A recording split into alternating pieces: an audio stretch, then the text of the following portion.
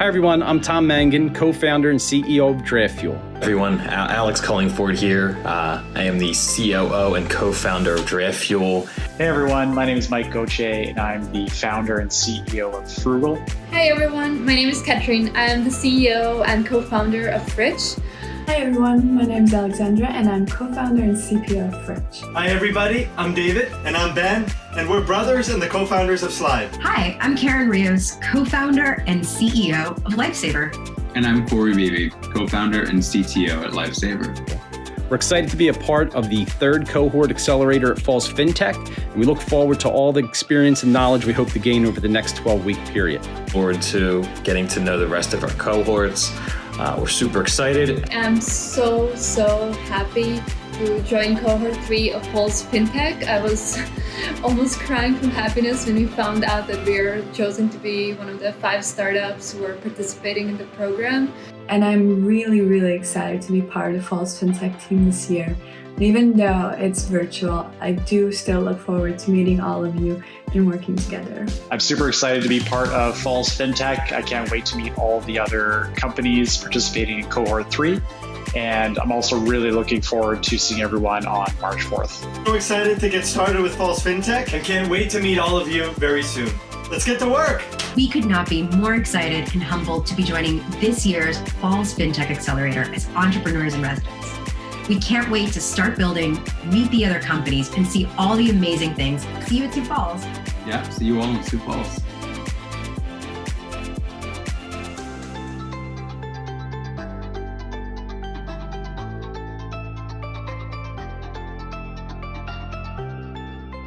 Hey everybody, thanks so much for joining us here today for Falls Fintech Cohort 3 Kickoff Day. We're so excited. It feels like it's been a long time coming, but we have a great program in store for you today. Yeah, you know, Nikki, we've got 5 great companies, including our entrepreneur in residence.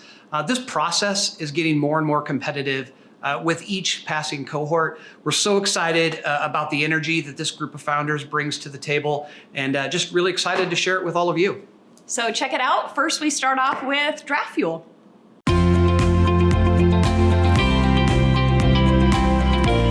Hi everyone, my name's Tom Mangan. I'm the co-founder and CEO of DraftFuel. Hi everyone, my name is Alex Cullingford. I am the COO and co-founder of DraftFuel. Our story began on Saturday, July 6, 2019, the same day UFC 239 took place. The main event that night was John Jones versus Thiago Santos for the light heavyweight championship. Earlier that day, I was on a beach in New Jersey with friends and family when my friend Bob had mentioned how he wanted to place a bet on John Jones that night, but that his wife Colleen was not a fan of gambling as she thought it was an improper use of their family's money. Now, at this point in time, I was already familiar with Roundup apps that allowed users to allocate their spare change for savings or investing, such as Acorns. And for whatever reason, that idea came to mind. So I explained the concept to Colleen. Then I asked, would you mind if every time you swiped your debit card, that the spare change from those purchases could be collected for Bob to place bets with? She thought about it for a few seconds, then replied that would be fine. And just like that, she was sold on the idea of responsible gaming through the use of found money. It was this shift in perspective that helped her to realize that gambling was not a bad thing if their only potential loss was their spare change. That was the moment the idea for DraftFuel was conceived. My friends are just one of many use cases who all share the same core version. While the plan is to always win, you don't want to lose more money than you can afford. This is a problem that is inherent to gambling. So how do you solve for that? How can you make sure that sports bettors are enjoying their hobby, gaming responsibly, and only wagering the discretionary funds that they can afford to lose? You automate the process. DraftFuel is a responsible gaming bankroll management app that has 2 discretionary fund accumulation features. The first is connecting to a user's existing bank accounts and credit cards for the purposes of monitoring and rounding up to save the spare change from their daily purchases. The second is a feature that allows users to save a fixed percentage of their bank deposits. Both funnel discretionary funds into an app-integrated, reloadable, prepaid virtual debit card to connect to and play with on their favorite gaming platforms, such as DraftKings and FanDuel. Our business model is focused on 2 similar markets, daily fantasy sports and legal sports betting. While legal sports betting is growing exponentially, it's still just the beginning. It's currently fully mobile for legal purposes, meaning you can wager online in the comfort of your own home in just 15 states. And it's not expected to reach maturity until 2028. DFS, on the other hand, has been around longer and has an established presence in 43 states. DFS is a $3.6 billion industry. There are 7.1 million active DFS players. 84% of players enter contests at least once a week during the seasons they play. 73% of players spend less than $20 per contest. DFS players spend $42 per month on average, and 70% of DFS players are likely to bet on sports when it becomes legal in their state. In addition to our research, we also conducted 2 statistically valid surveys with active DFS players where we discovered that 85% of the total 630 players we surveyed would use the DraftFuel app, and that 35% of those surveyed would pay $2.99 per month for our service. It's this 35% who establish our SAM. During our survey, we also found that 31% of those people already used another Roundup application. Taking this into account, we arrived at a sum of 1.7 million users based on the DFS market alone. Our business model is based on the combination of a monthly subscription fee, a percentage of bank revenue, and affiliate fees we earn from the gaming operators.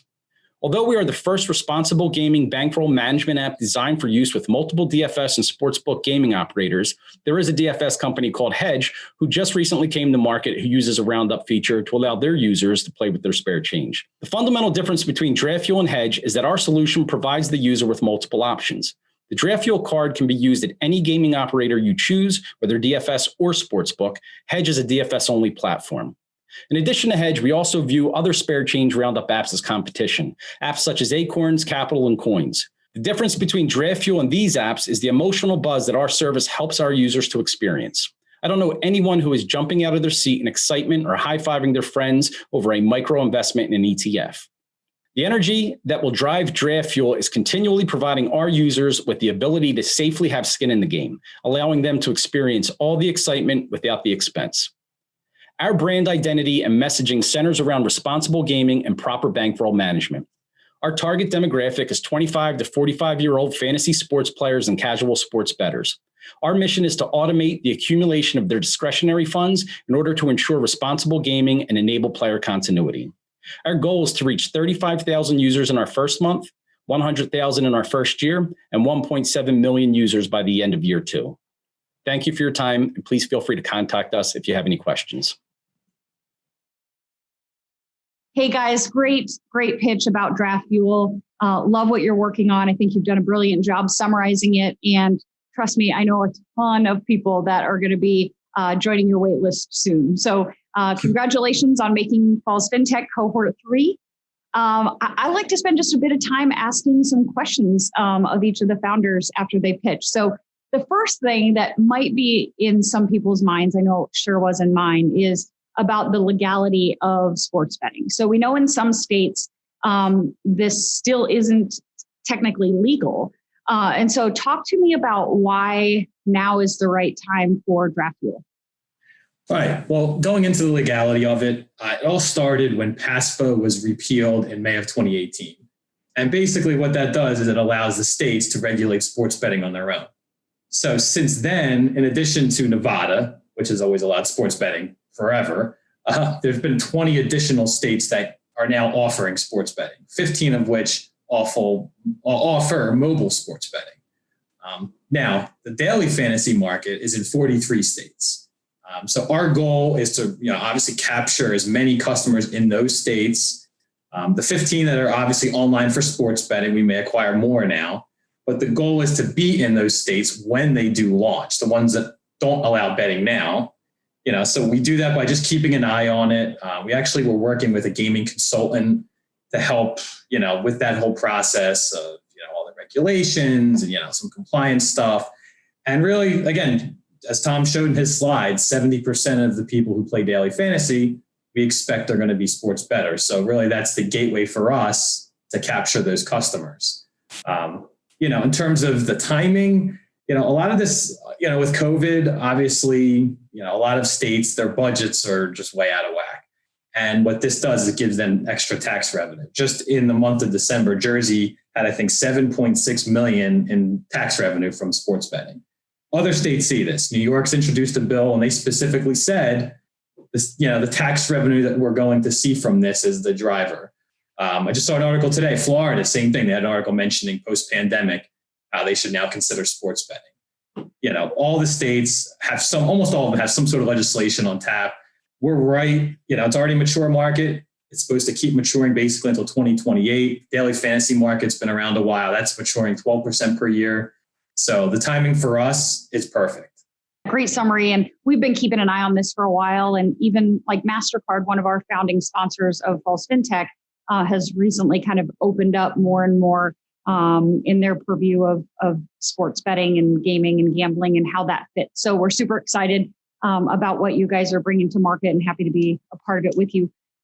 The next thing I really want to hit on is more about perception. So historically, there's been this perception in gambling and gaming and that, maybe negatively viewed in some cases. So you touched a little bit on it, but talk a bit more about the responsibility aspect that DraftFuel is putting into your product mix. Absolutely. So as more states come online, it does become more normalized. It does become more popular. For example, here in Pennsylvania, we see ads for gaming ads from all the major players on a daily basis. So it is pretty normal at this point. I know part of our solution is to help those people to be able to be a safety net for them, to be able for them to self-regulate, but through our digital solution. From DraftFuel's perspective, we only offer two options to load the card, and that is through the roundups of spare change or from a fixed percentage of deposits. So we do that purposefully because we don't necessarily want our users to load it in real time, because that's where people tend to get in trouble. Let's say if they're in the middle of a game or if they're betting on a Sunday afternoon and they're down, we don't want them to get in panic mode and spend more money where they possibly shouldn't. Yeah, absolutely. And with a product like this, we understand that we're also going to be introducing a lot of new bettors to the market. People that may have bet sporadically in the past, but now look at it like something they can do more consistently with how, you have so many online sports books, as we've mentioned. And the idea for us is to not have it become an issue for them. We have to be aware of that and everything, all the optics around problem gambling, allowing them to just use their discretionary funds right from the start so that it never has the chance to become an issue. That's huge for us. We want to make sure that, the market continues to grow, but we don't want to create issues for people either. So yes, that is definitely something we have an eye on. Yeah, great. Super helpful. Well, I know a lot of people are going to be interested in watching this come to fruition. If your wait list is not already up, I know a lot of people are going to be tracking and watching for that. So thanks for sharing a bit more about what you guys are up to. And of course, we invite everybody to follow our cohort folks to monitor progress throughout this journey here at Falls Fintech. We're just kicking off here week 1, right, guys? So thanks a lot, guys. And now I'm going to kick it over. Let's see, who am I going to? Frugl.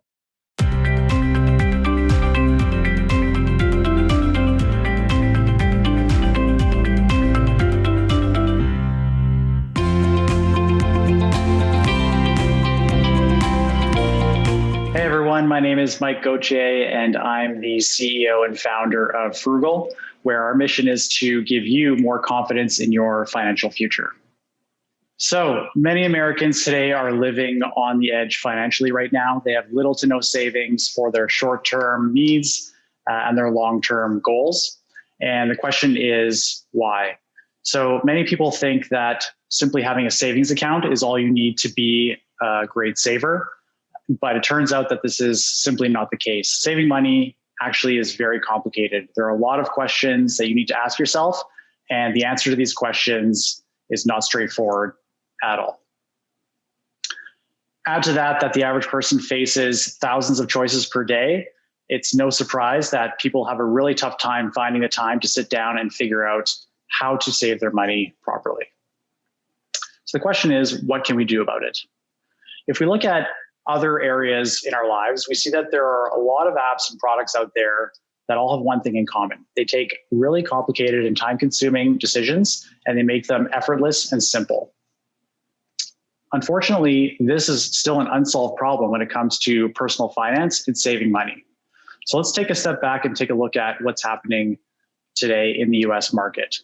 So in the US, we see that there's an emerging trend of people who are not only using banking on their computers and phones, but they're using these products more than any other apps that they use today. And this is leading to other products coming out that are replacing some of the products that you would typically use only through your bank. So as an example, we see that there are many products coming out for investing and spending, but we still don't see very much out in the market today for saving. And this is where we built Frugl. We want Frugl to be the only app that you download for your phone to help you give you all the tools that you need for saving money.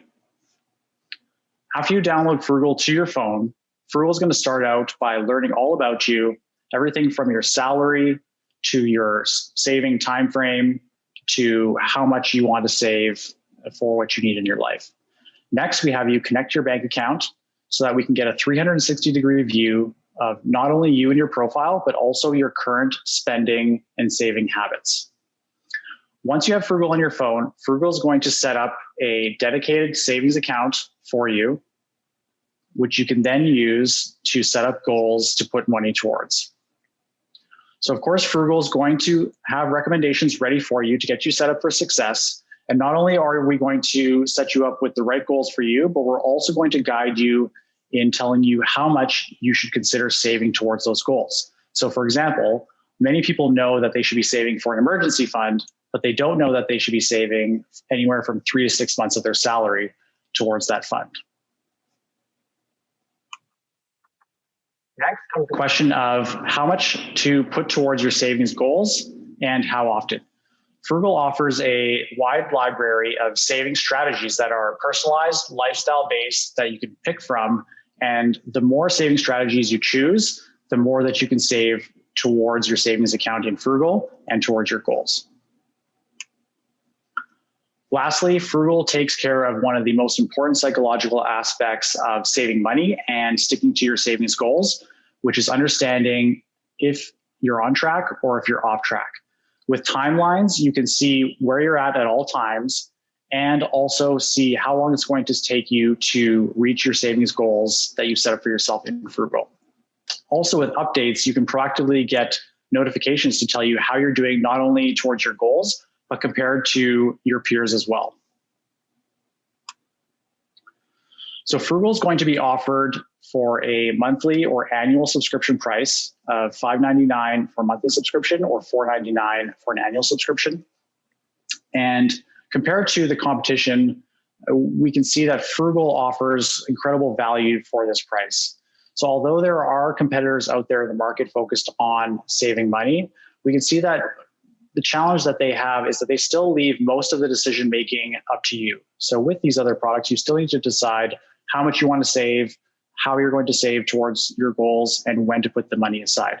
Frugl takes care of all of that, plus helps you understand whether or not you're on or off track towards your goals. In other words, Frugl makes saving effortless and simple. So far with Frugl, we've been setting up our product. We're midway through product development and looking to secure our banking partner.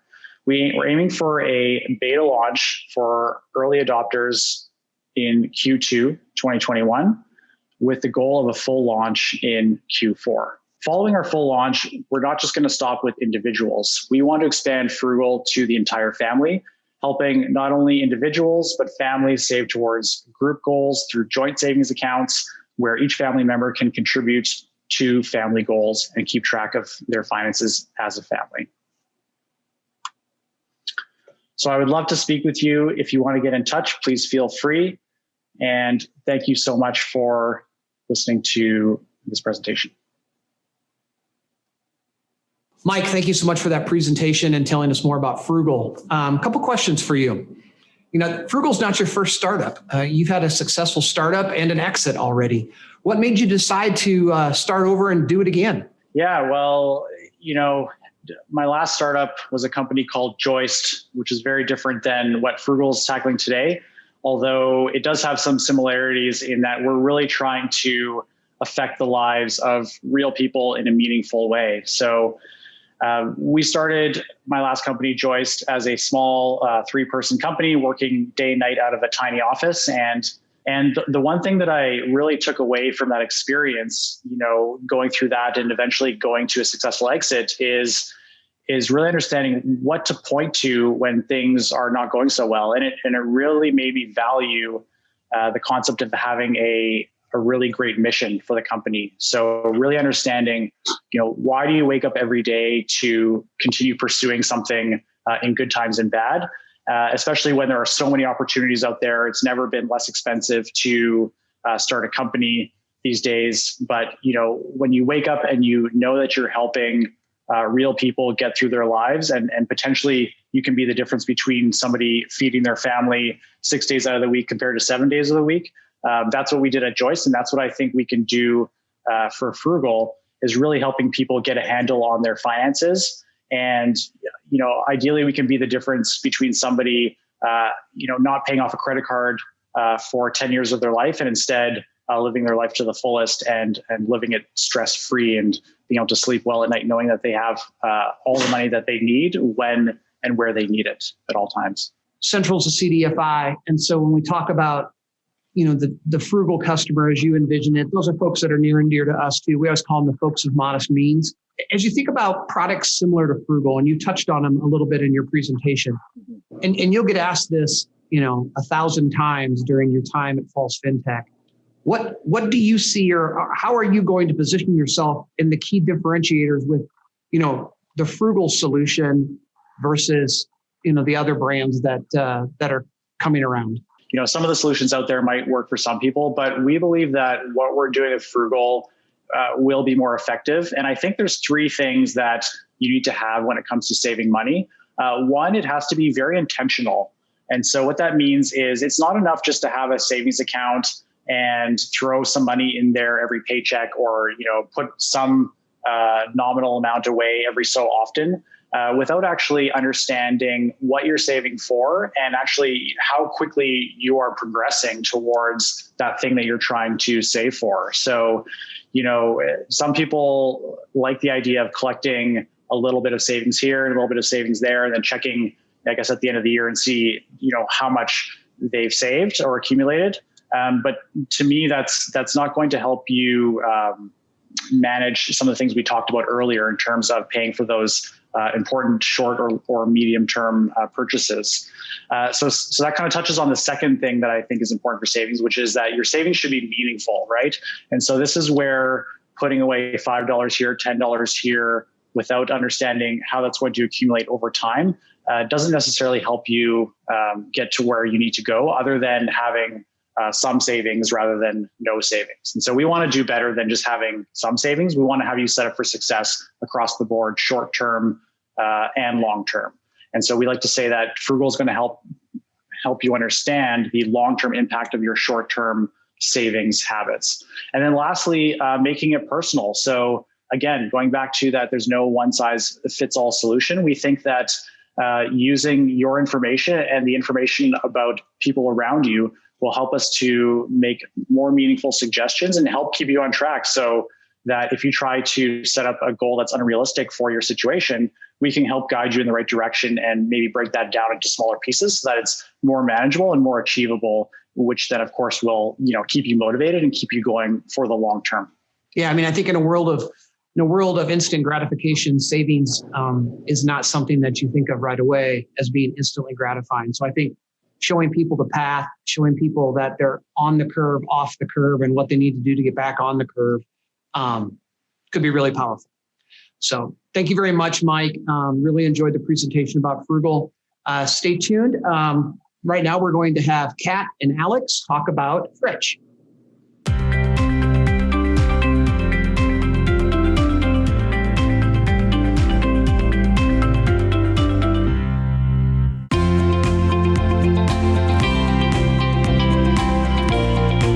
Hi, my name is Katrin. I'm the CEO and co-founder of Frich. Hi, everyone. And I am Alexandra. I am the CPO and co-founder of Frich. Frich is the first social finance app that empowers Gen Z to take control of their personal finances through goal setting with friends, through gamification and social media elements. Young people just like me and my co-founder Alexandra are constantly under pressure to keep up with our friends. But there's a certain awkwardness to tell your friends like, hey, this is too expensive for me, or I'm currently broke and come out tonight. It may not seem like a major issue, but in a big city, building a friend group doesn't come for free. This includes paying for bars, weekend brunches, coffee dates, and late night Uber rides. Having lived both with Alexandra in many different big cities in the world, we realized it doesn't matter if it's Shanghai, Abu Dhabi, New York, or London. The problem is always the same. People are willing to socialize until they go broke. And there's a lot of data to back that up. Almost 40% of Gen Z are willing to go into debt to keep up with their friends. And even more shocking is that 73% of those people kept a secret from their friends once socializing made them go in debt. For some reason, there's a taboo to discuss money with your friends. And for some reason, even a world-class education doesn't teach personal finance management. Alexandra went to NYU and I went to Harvard. And somehow, even throughout the best education in the world, we never touched upon the topic, how to manage your own money. And we really wanted to break the cycle. Deep down, we knew we shouldn't have had another $6 coffee or ordered Seamless again or had those 5 cocktails at the new trendy bar in the city center, but budgeting just always sounded boring and intimidating. It sounded something for real adults that we didn't want to be yet. And that's when we realized that, we want to try out the other finance apps out there. So yeah, Katrin and I, we tried literally every single finance app we could find. And we realized what the problem was, why we kept setting these goals and always failing. It was because these apps never understood that when you're young, personal finance is just about social life. It's all about making money social. And if you think of a fitness app where you go with your friends to the gym and they keep you accountable, now just kind of reimagine this for your personal finances. And that's the essence of Frich. So, as a user of Frich, you begin by setting social life spending goals with your friends that keep you accountable. And when you achieve your goal, the app rewards you with, let's say, a $5 coupon for Uber. Eventually, your savings and investment features will work together with your spending goals, and you can turn your Friday night cocktails into the down payment for your first home. And that's where we really see central payments come in. After gaining user traction by setting spending goals with friends, step by step, we aim to become their go-to place for Gen Z for everything personal finance related. Initially by adding a savings feature during the accelerator, then expanding to micro-investing, and further down the line, issuing our own Gen Z-friendly debit cards. So this is the team. It's Katrin and me, Alexandra. And Frich, it's about making money social, and it's about doing that for Gen Z. So let's get Frich. All right, ladies, thank you so much. That was a great introduction to Frich. Naming convention is amazing. I love it. It's snarky and fun and fresh, and I think exactly what Gen Z needs. So thank you for the summary. I thought you guys did a brilliant job. You talk a little bit about this being the first social finance app. Why do you think nobody has crossed into this product before? And why is now the right time for Frich? I think, honestly, this would have never worked for any other generation than Gen Z, because there's something really, really unique about Gen Z. If you look about how they interact with their friends on social media, like Instagram or TikTok, they're really being very vulnerable, and they're using social media tools to make fun of their own mistakes. And this is just something we see over and over again. And also, frankly speaking, there's not a lot of attention given to Gen Z, and the people in the industry haven't taken the time to understand their needs and their maybe where, there's maybe like a misfit with like expectations and reality. And since Katrin and I are, we are Gen Z, so we understand where the problem is coming from. We understand what is this faulty reasoning and what really makes like us have some behavioral changes. So that's why we think that Frich we can succeed as Frich. And just to kind of wind back a little bit and explain why we think our solution will really, really work is, yes, there is, the social aspect with sharing your personal finances, but personal finances is still a little bit of a taboo topic and a little touchy topic, So just explain how the social challenges work when you invite your friends. If I invite Catherine for a challenge, let's say for like an Uber challenge, and I set my goal to spend maximum $50 for a week, and I've spent $25, Catherine will only see that I spent 50% of my goal. She will not see what my goal was. She will not see how much I spent. So even though I have this feeling of like having an accountability buddy with me and doing this together with someone, she will not see the amount of money, because obviously we live in a world where there's income inequality and we don't want to be part of that. We don't want to make people feel bad about themselves. So this is just about having some friendly competition and encouragement and doing it together with your friends. Yeah, that makes a ton of sense. So we know COVID-19 has obviously impacted, well, virtually everyone. How do you see that kind of pandemic situation impacting your business as you roll out and continue to expand? Yeah, so I'll just briefly touch from like the product side, since that's where, I mainly focus on. So our first reaction, obviously, to COVID was we went to our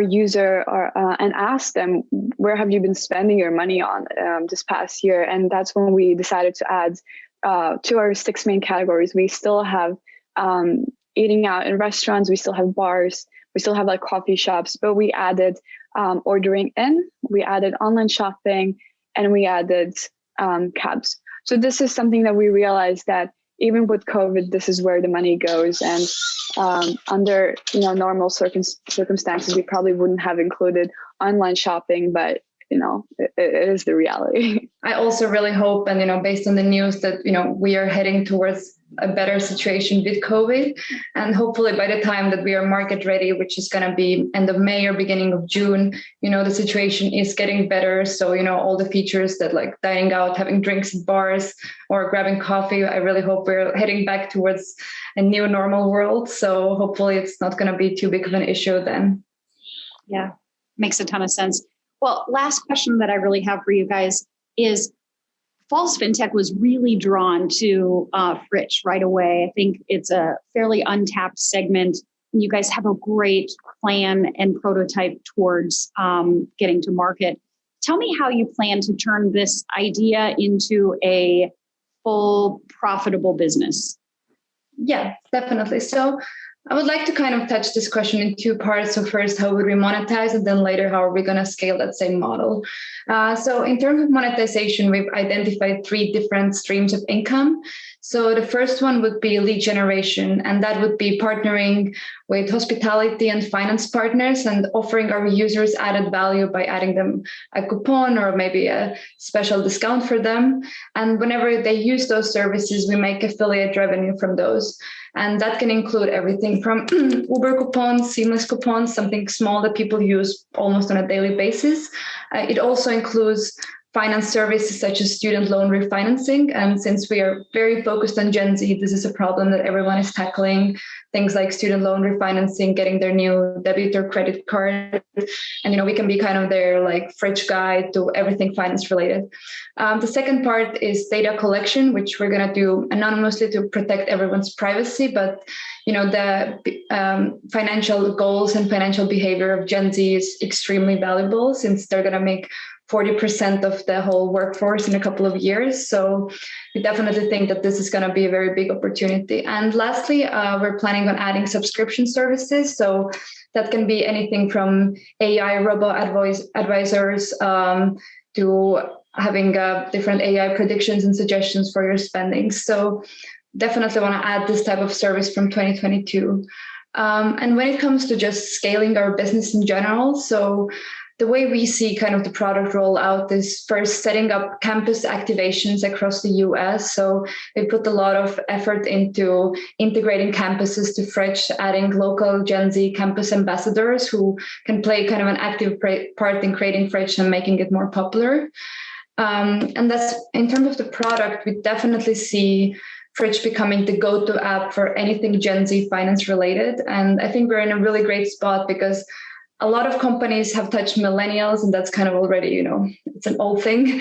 And now a lot of companies are getting into kids and their finances, but there's this age that's like 17 to 23 that I think it's completely untapped. And I think, since we are in that age group, it's going to be really, really easy for us to understand how a Gen Z person thinks, what are the other financial services that they need, whether it's investing, saving, spending. And we're very grateful to have Central Payments be our sponsoring bank. So we definitely see Frich debit card as our next stop in the product roadmap. Yeah, well, I think you guys have a ton going for you and a great product set, feature rollout, and a strategic plan to get there. So we're excited to be part of the journey. Welcome to Falls Fintech, and really excited to get cooking with you guys over these next few months. And now we'll go ahead and kick it over to our friends at Slyde.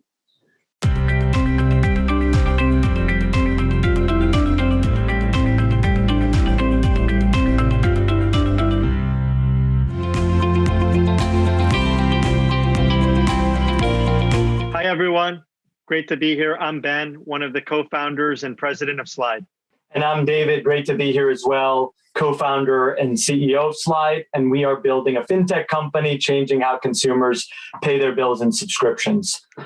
As a quick background, I have over 5 years of experience as a fintech VC, investing in early stage fintech companies at Mass Mutual Ventures and FTV Capital.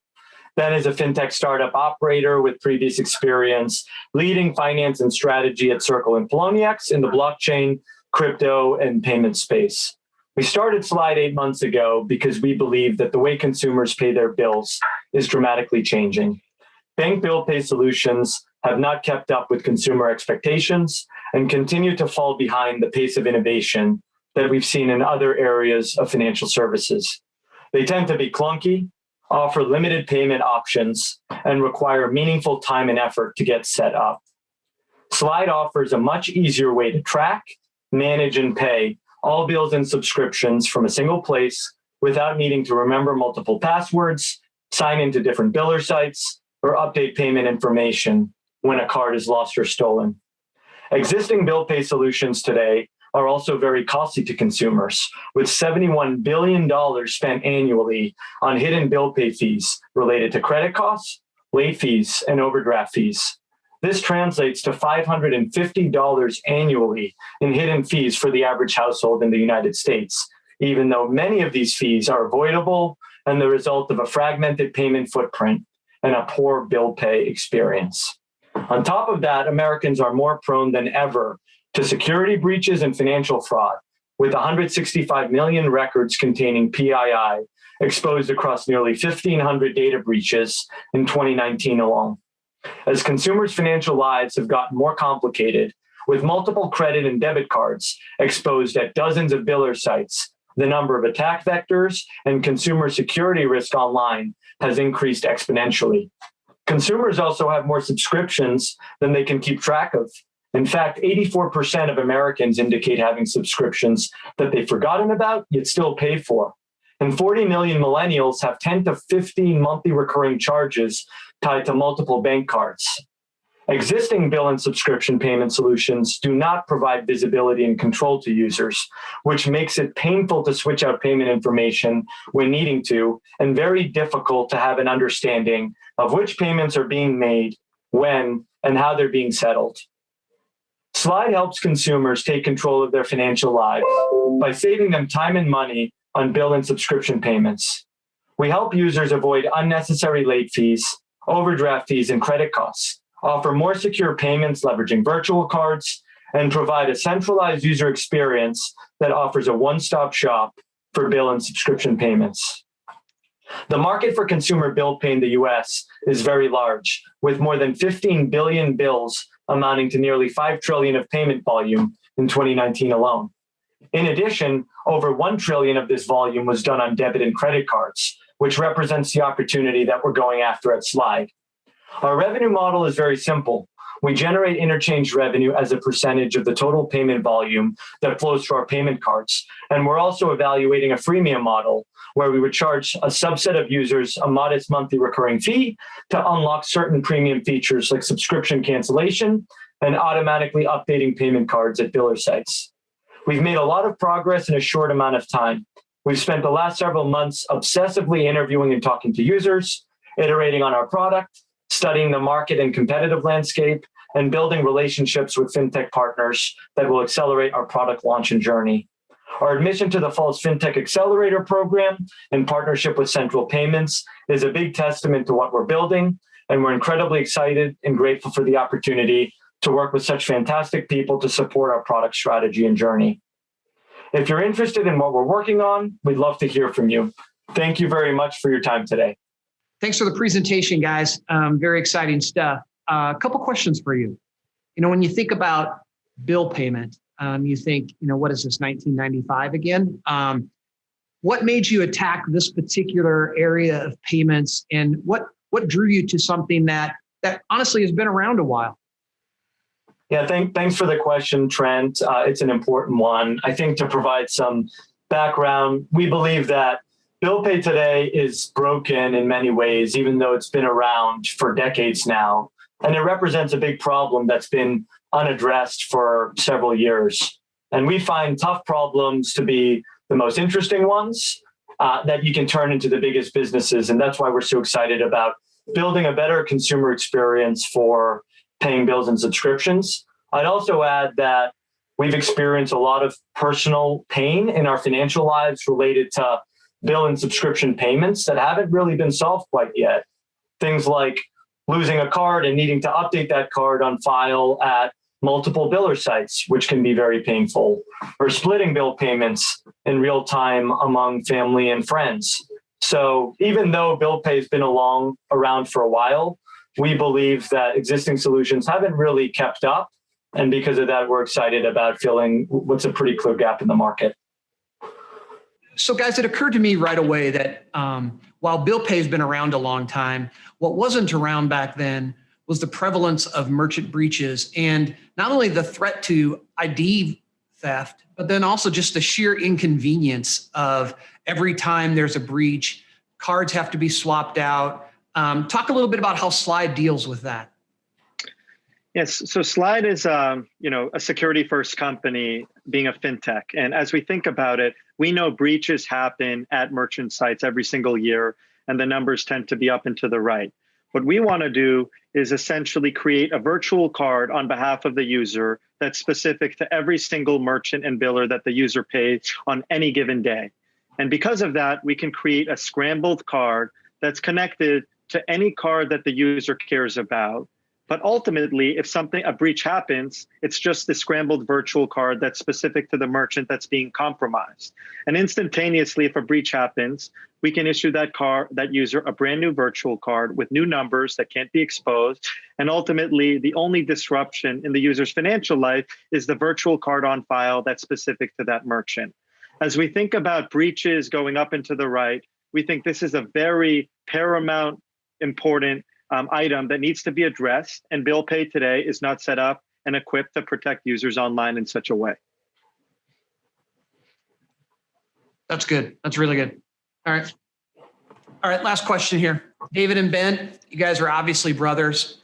Talk a little bit about what it's been like starting this company and really building out your thoughts and your strategic plan with your brother. Yeah, first I'll say David and I are first-time founders, and we've never worked together professionally, but it's been a lifelong dream to find a way to partner together on something that we care deeply about. And we're lucky to have jointly landed on Slyde as our foundation. As we think about it, there's product market fit, and early stage companies have to identify product market fit. And then there's founder fit. And most early stage startups can't accelerate due to founder challenges. Luckily, as brothers, we've been through lots of ups and downs over the course of our life together, both professionally and personally. And we can have a level of honesty, authenticity, transparency, and trust that other founding teams may not have. With that, we have to be very mindful about defining roles and responsibilities and expectations. But it's really been a tremendous opportunity to start Slyde. And it's enabled us to get a lot of synergy. 1 + 1 = 10 when we're a dynamic duo, in a sense, working together on tough problems. And that's been what's been the most rewarding aspect. And then one other very quick point to make, but we look at the Collison brothers of Stripe as a very inspirational example of a successful brother founding team in fintech, and hope that we can, follow in their footsteps around building and leading, a large fintech company as brothers on the founding team. That's great, guys. We're really looking forward to working with Slyde. I love the product concept, and thanks a lot for your presentation. Next up, you're going to hear from our entrepreneur in residence, Karen and Corey from Lifesaver.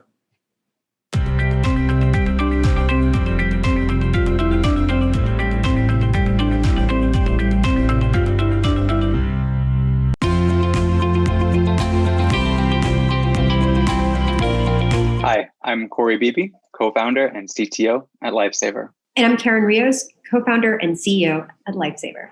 And for 2 years, I was obsessed with answering a single question. What was my path to financial wellness? After a C-level role at a hedge fund here in New York, for the first time, I had the time and the money to figure it out. So I started talking to my banks, the big guys. They were always sending me mailers and offers that never felt right or timely, but they all offered one thing in common I really liked: a great digital experience. They also had a few other things in common I wasn't too crazy about: low interest rates, high fees, and an inconsistent customer experience. And when I started looking into community banks and credit unions, I was shocked by what I found. High rates, low fees, and customer testimonials that read like Apple product reviews. But there was a catch. You had to go down to the branch. That high-touch customer service happens in person and with paper. When things get digital, that's kind of where the wheels come off. All 10,000 plus US community financial institutions are spending billions of dollars annually on CRMs, direct mail marketers, and digital advertising campaigns, all burn an average of around 2 products per person, when the average American has nearly 9 financial products across their lives. And I realized that what I thought was my inability to articulate my own financial needs was actually a fundamentally broken product distribution process. It turns out that financial institutions are operating blind, with no real-time data to know their customers' needs or service and deepen those valuable relationships. And that was my aha moment for Lifesaver. So I went to one of the most creative problem solvers I know, my now co-founder and CTO, Corey Beebe, and together, we set out to build the first universal banking front end that automates product distribution for banks and prioritizes financial wellness for their customers. And the best way to highlight Lifesaver's value prop for financial institutions is to show you exactly what we do for their customers. So I want to talk to you now about Julie, a young tech worker who recently moved from New York to Connecticut, and her relationship with the Vesta Bank, a local bank that will soon offer their customers the Lifesaver app. Julie's told that Lifesaver would work as her pocket banker, getting to know the real her. Right off the bat, we helped Julie connect all her financial accounts to Lifesaver. She can keep track of her Vesta checking and wallet and see all her other accounts as well. Because Vesta is a super bank or a Lifesaver customer, Julie enjoys premium mobile banking features with Vesta. Setting up recurring transfers and even remote deposit capture is a breeze. And with all of this contextual data, Lifesaver curates a personalized financial path tailored to Julie. Path updates dynamically over time as Julie interacts with the app and as her financial life naturally changes. It's a combination of tips, behavioral recommendations, and where appropriate, new suggested products from her bank and our banking partner, the Vesta Bank. Path and notifications let Julie know that she's got excess cash in her old student checking account and recommends a new savings account from Vesta. When she's ready, Julie can apply right in the app. Creating an application is blazing fast and simple.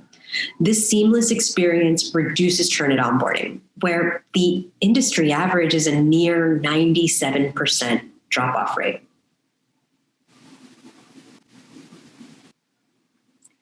New account applications appear instantly on Vesta's Lifesaver dashboard. Our web dashboard gives banks access to a robust suite of demographic and engagement data, making taking action on customers easier than ever. And the best part for super banks like Vesta is they can offer all of this to Julie, taking her from one product to 3 completely on autopilot. We offer these cutting-edge features with almost zero hassle, leveraging leading-edge functionality to provide inclusive technology to incumbent community institutions and their customers. Because for millions of people in this country right now, financial wellness is more than some high-yield account. It's about access to guidance and expertise. It's the ability to cover an unexpected health expense and the stability to buy a home or start a business. The perfect bank is a trusted partnership on the path to financial wellness. Thank you.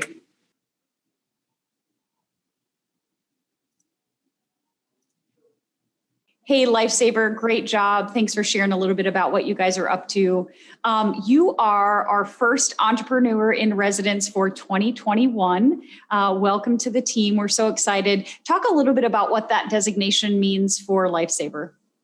It's a really humbling experience for us to be your EIRs this year. I mean, you are an amazing organization, and from what we hear of all alum companies, an amazing family to be a part of. But for us, it really allows us to really get into the trenches and start building with our customers, which for us is incredibly important. You know, we ultimately think that it's really having bankers in this development process that ultimately would differentiate Lifesaver as a great solution. Well, and we are very excited to parallel path. Entrepreneur in Resident really gives us an opportunity. You'll have some more hands-on experience mentoring these other 4 startups. And then meanwhile, we'll concurrently work on bringing Lifesaver to market under the umbrella of Central Payments and Central Bank of Kansas City. So really excited to do that.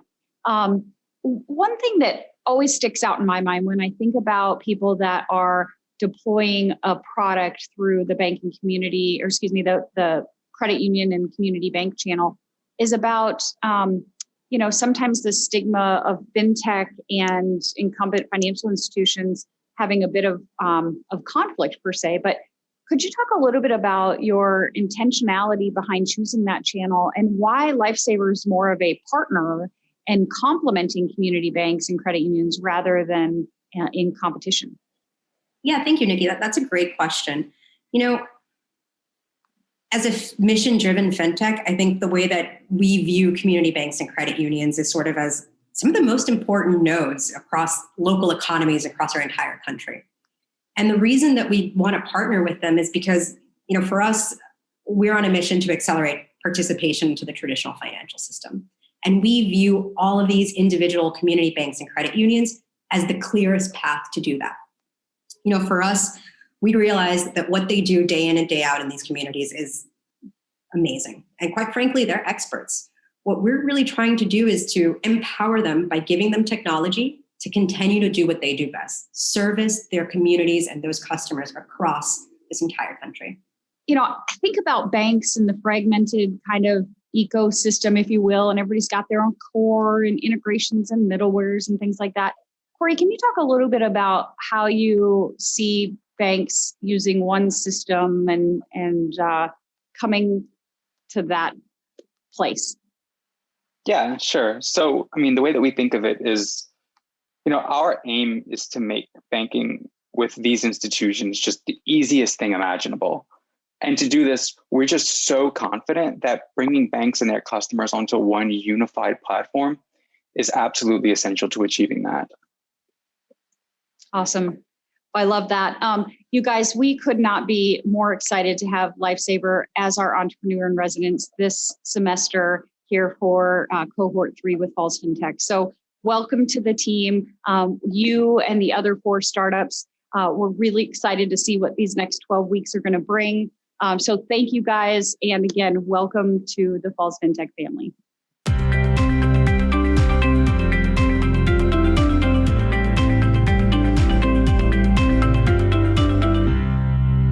Well, as you can imagine, we've had to make some significant adjustments this year at Falls Fintech, just like everybody has.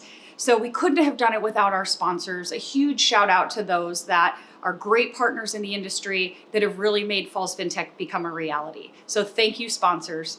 And of course, with the adjustment, this pub pitch thing that we always do had to be virtual this year as well. So we still got a little bit creative and had some fun. So check out what these guys got to do earlier this week.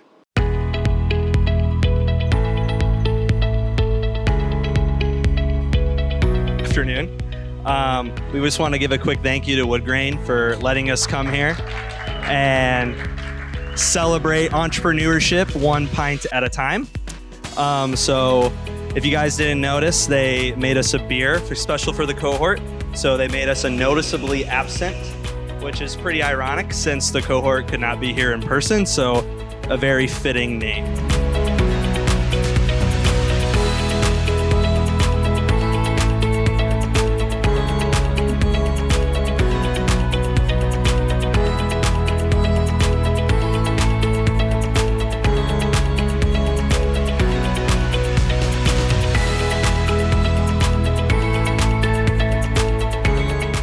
Thanks so much for joining us here at Falls Fintech for our welcome reception of Cohort 3. Honestly, can't believe that we're here already, but it has been a wild ride. We've sifted through hundreds of applications to get to this point, and we really think that we've selected the best of the best for this spring cohort.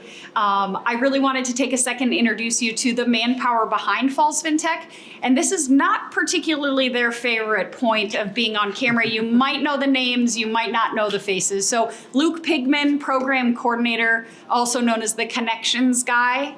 Heather Berg, Program Manager, and she is our details gal. So she keeps us on track, on point, on budget, on schedule.